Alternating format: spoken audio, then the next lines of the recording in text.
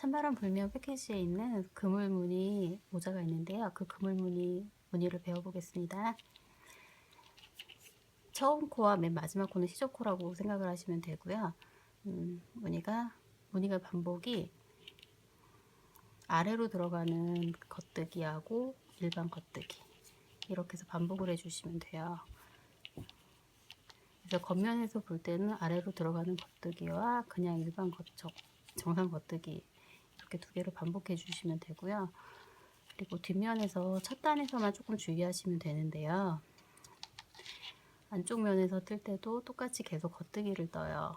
겉뜨기를 뜨는데 코 중에서 아까 아래로 들어갔던 겉뜨기 했던 그 겉뜨기 했을 때 위로 걸린 코가 있어요. 코가 두 개가 있는데요. 여기서 걸려있는 코,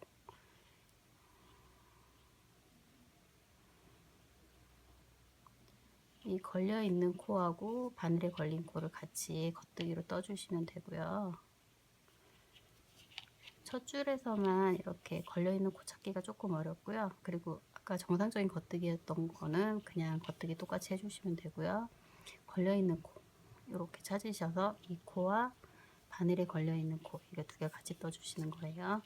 첫 줄에서만 이게 조금 어렵고요. 다음 단 올라갔을 때는 이게 잘 보이니까 그때는 괜찮으실 거예요. 이렇게 해서 쪽을 떠주시고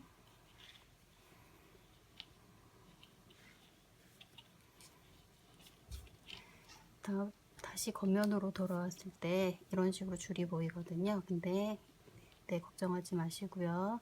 겉뜨기 하나 떠주시고 여기에서 보면 겉뜨기에서 두 줄이 걸려 있는 애가 있어요. 얘는 그냥 겉뜨기를 해주시는 거고요. 하나만 걸려 있는 애일 때 밑으로 들어가는 겉뜨기를 해주시면 돼요.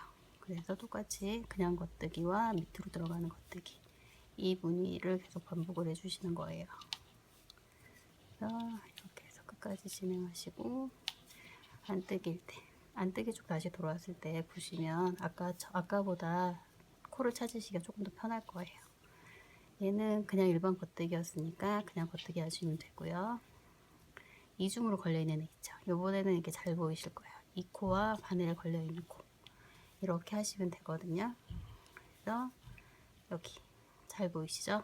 이렇게 해서 안쪽에 때는 걸려져 있는 코로 올려서 같이 떠주시면 되고 앞에서 뜨실 때는 겉뜨기와 밑으로 들어가는 겉뜨기 그렇게 해서 이용하시면 되거든요.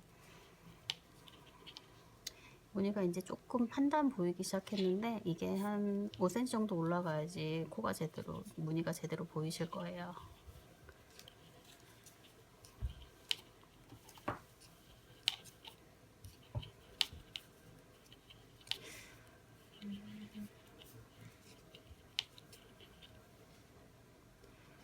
이렇게 해서 계속 반복을 해주시면 모델이 쓰고 있는 그 그물 모자하고 같은 무늬가 자연스럽게 잘 나오실 거예요.